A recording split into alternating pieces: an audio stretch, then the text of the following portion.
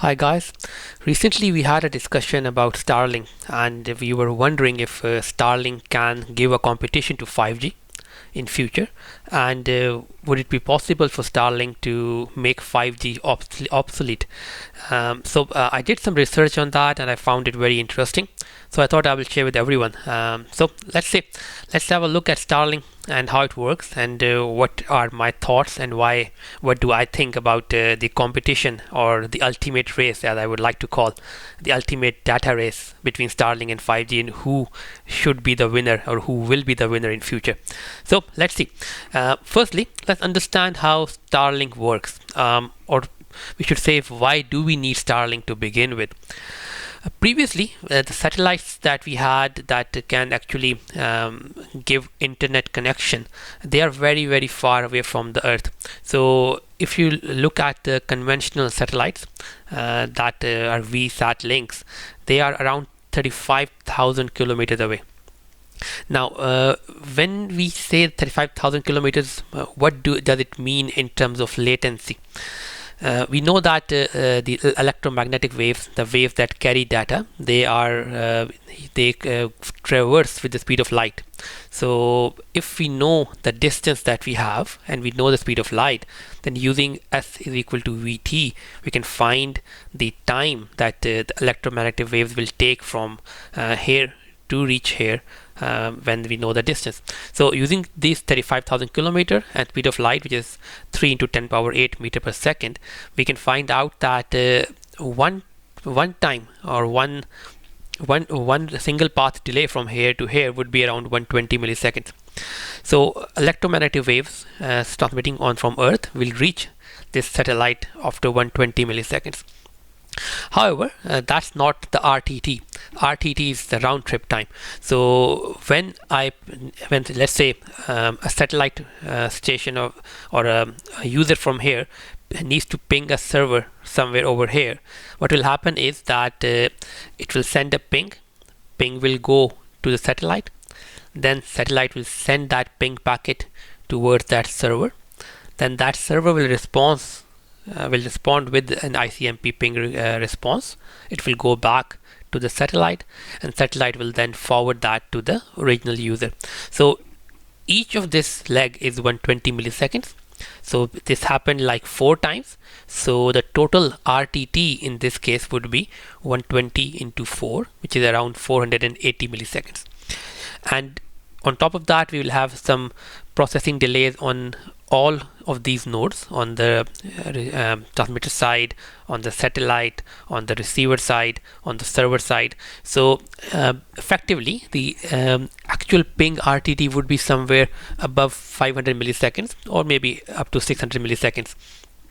So with that much of an RTT, it makes it very difficult to sustain the modern internet or modern data needs that we have. Like people are YouTube browsing, streaming, Netflix, gaming. With that kind of latency, we cannot sustain the modern data needs. That is where the Starlink comes into play. Now, the Starlink satellites, they work in low orbit. So they are around 550 kilometers away from the Earth, and 550 kilometers, if we use the same equation, S is equal to Vt, it only needs 2 milliseconds. And again, the same concept of RTT. So the total RTT, which will be 2 milliseconds into 4, will be equal to 8 milliseconds. So the total RTT in this case will be around 8 milliseconds. And if we add the processing delays on top of that from all the nodes, we would be seeing an RTT of somewhere between 20 to 30 milliseconds in case of Starlink. So that is a big improvement compared to the conventional satellites that we had previously. From 500 milliseconds, it drops down to 20 to 30 milliseconds. And with this level of RTT, we can sustain the requirements of the modern data. The modern data needs can be fulfilled. Now, also, the satellites, it's not just one satellite. There are lots of satellites. As per the latest knowledge we have, there are more than 3,000 satellites in low Earth orbit, and they're all linked by laser optical links. So if the data has to go from this satellite to this satellite, it will go through a laser optical link. So with this, in this way, they have created a mesh around the Earth, and wherever they have their coverage, the satellites can provide internet connectivity onto those bases. Now, the next question would be, how fast really is Starlink? So for that one, I went to the Ookla speed test server data. So I went to through all of their reports, and I put some over here for reference. This one is coming from 2022 second quarter Q2, and we have Canada, Mexico, USA, Australia, and these are the Starlink download median speeds. So on average or on median, we can say that somewhere around 80 Mbps, 80 megabits per second is what Starlink gets, which is pretty good. It can easily fulfill all the requirements of the users that they are streaming or browsing or whatever. 80 Mbps is a lot of download speed. Similarly, an upload speed of somewhere around 10 Mbps on average. But here is the problem, I think. The latency is a bit higher. You can say that it is around 60 for Canada, somewhere around 70 for Mexico, USA and Australia around 50 milliseconds. So that is slightly on the higher end. And it makes sense because, of course, it's a satellite link. So it has to go through a lot of overhead and a lot of distance. Now, another thing to look at is the history. If we look at 2021, we can see for USA, if we look at download speeds for USA for Starlink 2021, we can say that they were averaging between 90 and 100 Mbps, which is pretty good. But as we are moving towards 2022 Q1, Q2, Q3, there is a decline in the user speeds. Now, in quarter 3 for 2022, USA on average on median speeds for Ookla speed test downloads is around 53 Mbps, which is also good, but it actually shows a downward trend. And why is it happening? It is happening, I think, because of the huge increase in user count. Now, in the start of 2022, globally, Starlink had around 150k users. But end of 2022, by the end of 2022, they have now more than 1 million users.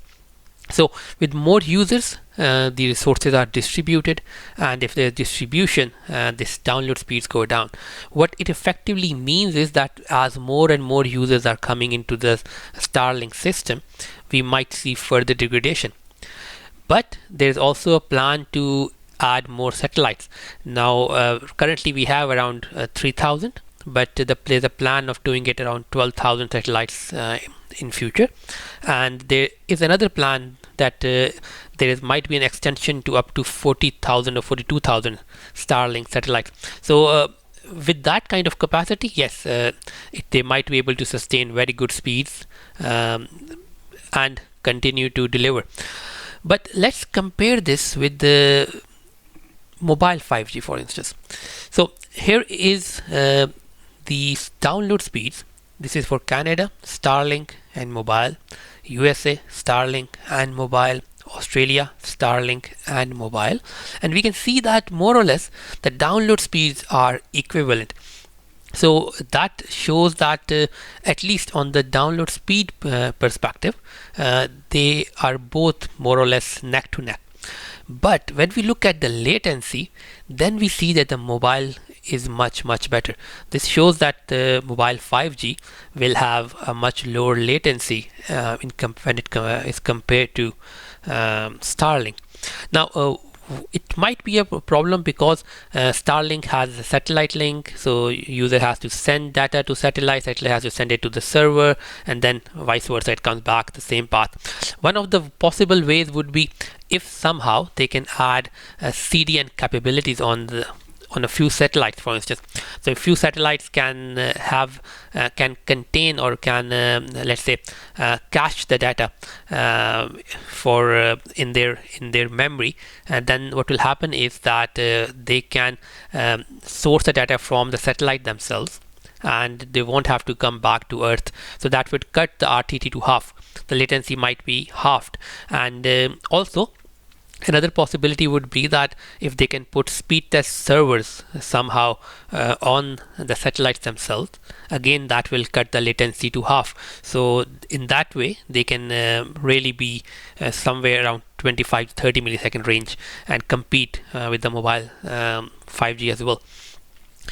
Now, what are the major Starlink challenges that I see that might be their bottlenecks where they cannot compete with 5G or they cannot take the user penetration?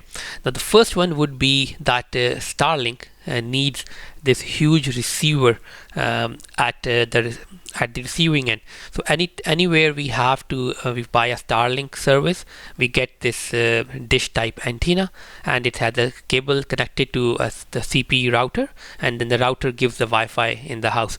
So when it comes to that, with this kind of system, we can have a home broadband, or we can have, let's say, the scenario which are mobile broadband, fiber to the home kind of scenario.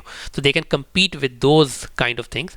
But to compete with mobile 5G with this kind of setup is nearly impossible, because every person has a mobile, right? There's lots of penetration, and you cannot really carry this kind of receiver with you wherever you go, but you can carry a mobile.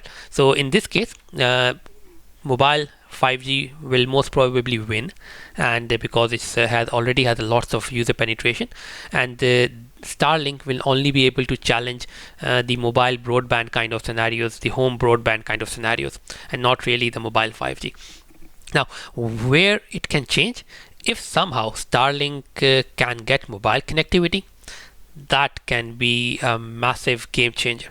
Now again, we'll talk about this a bit more in the later slides, but so let's move on to the next challenge that Starlink might face. Now another thing that Starlink has is that the satellites, they are not geostationary. What it means is that satellites are keep on moving around the earth. So at one time, let's say this antenna is linked to this satellite, but the satellite moves. Now this one goes away, and the new satellite that is now in coverage is this one. So the antenna will recalibrate, and it will look for the new satellite where it can connect. Now in this case it is this satellite, and it's pretty good, it's pretty adaptive, it's quite fast, but this movement is first it breaks the connection here and recalibrate and find the new connection. This can create interruption. So if you are, let's say you're playing a game, a multiplayer game, and you undergo this process, you will have lag in the gaming. You might disconnect from the server. You might actually die on the game. Similarly, if you're watching something, let's say a 4K movie on Amazon, you might see buffering and you might see low quality for some time. So it's not something that is very user friendly. So that is because it doesn't really have mobility. Now, what can be done? I think one of the possibilities is that because all the satellites have laser links to them, they have optical links that can carry data. So the satellite also knows the location of the user, for instance, so they can already calibrate and find out the next best possible satellite, tell the user that move the antenna at that angle, and also tell the new satellite that this user is going to be attempting to connect, and then start forwarding the packets over the optical laser link to the new satellite. So then there will be no packet loss, and it will be much quicker for the satellite antenna and this dish as well to find the new satellite. So in this way, they can have sort of a packet forwarding and a coordinated handover, and might actually be able to resolve the interruption and latency variations and jitter issues. Now, another one that is a problem that will be a big problem would be that if you have obstructions, for instance, in case of cities where you have high skyscrapers or big buildings, you will have a lot of obstruction, and these satellite links, because they are in 11 to 12 gigahertz range, they need line of sight, and if they don't have line of sight, they would have bad quality. higher blur, higher bit error rates. So in this case, that is one of the, I think, the biggest problems with the Starlink or satellite usage in general. Now, what can be done? If somehow they can use lower frequencies, for instance, which can have better penetrations, because higher frequency have higher penetration losses. If they go through, let's say, a building, they will have much higher losses compared to a lower frequency. So if they can somehow use a lower frequency band, that might really help them increase their coverage. Now, so who is the winner? In my opinion. Now, in my opinion, if we talk about suburban or rural areas where mobile coverage is limited, or let's say any place where mobile coverage is not present, you can name anywhere in the sea, deserts, mountains, in all those places, Starlink is a clear winner. There is no doubt about that, because whenever you are in kind of places where you have, let's say in suburban areas, you don't have 4G or 5G, you just have basic 2G, 3G, for instance, or very low capacity 4G links. So in that case, Starlink will outperform all telecom mobile data services. Similarly, if we talk about sea or deserts, or even aeroplanes flights, for instance, in those areas there are no rail 5G or 4G or telecom connections. So in those areas, in those connections, Starlink is a clear winner. But when it comes to cities, metro hubs, it's very difficult for Starlink to really compete with 4G, 5G or telecom, because we have a lot of penetration, we have a lot of sites for 5G, and lots of users are already there and they're getting good services. So in these locations, it's very difficult for Starlink to compete with 5G. Now, similarly, from service perspective, if we talk about broadband services, it's good. If we talk about gaming services, for instance, the services that require latency, that have strict latency requirements, for those kind of cases, it's a bit difficult for Starlink to compete with mobile 5G. But if we talk about broadband services, streaming services, Netflix, YouTube, things like that, yeah, Starlink can compete with 5G. As we have seen, their download speeds are pretty competitive, and they are pretty close to 5G. Now, all of that aside, what can be the game changer? If Tesla, they have a plan for a smartphone, which is also known as the Tesla Pi phone. If they launch that, and the Tesla Pi phone, let's say it has 4G, 5G connection, plus they have a native connection to Starlink, I think that can be the game changer.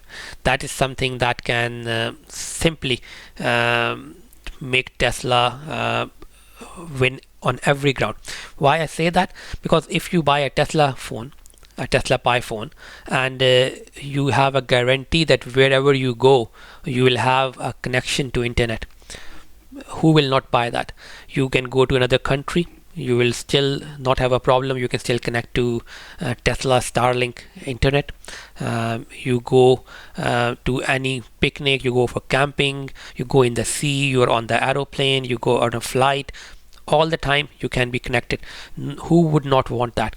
So if that happens, if you're in the city, Tesla mobile phone can connect to 4G 5G device, 4G 5G networks. So in that case, it is like the best of both worlds. Now, the problem with the mobile handset, what are the challenges that they will face?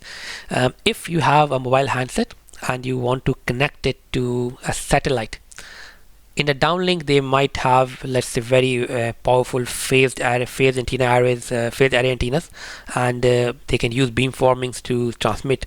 But in case of uplink, the mobile does not have very sophisticated beamforming transmit antennas, because it's a small thing, right? Small device. Similarly, the mobile has limited power because it has a small battery to sustain. You cannot transmit at very high power from the mobile because the battery will run out very quickly. So with these problems, it will be very difficult for the mobile to reach all the way to the satellite. So That will be one of the biggest bottlenecks that I can think of. Similarly, mobiles are usually using 4G, 5G, 3G. They are CDMA, OFDMA kind of technologies, but satellite links are usually TDMA. So if you shift a mobile that it can use 4G, 5G, and also use Starlink, there might be changes required on the multiplexing path as well. That can be another challenge as well. Now, what are the ideas that might be able to help? Again, if the Starlink can use lower frequencies, that will increase their link budget, increase their coverage, might be able to solve these issues. They can use high gain antennas at the satellites with high RX beamforming. That can help them increase their reception power from the mobile side. Or they can also try multiple point reception. That is where one or more satellites can try to triangulate and get the data from the same user, and then they can sort of a cloud RAN kind of scenario where one satellite can then try to take multiple data streams from multiple satellites, and one satellite will try to reform it into the original data set, and in that case the link budget will increase because of the RX diversity and because of multiple RX paths. So that can be another idea that can actually help them. Now, if they go into the telecom part, they can have multiple new use cases. For instance, even the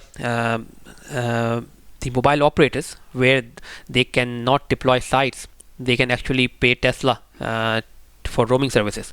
If Tesla can handle the mobiles, then they can get roaming services from different mobile operators and get paid for that. They can also transmit remote backhaul. For instance, if we have let's say at a particular point we have a concert or a big event where we do not have any telecom sites, then in that case the telecom operators sent temporary sites, the cow sites, which are sent to those locations, but the backhauls have a problem. You have to either have a microwave link, or because you cannot really take the fiber over there.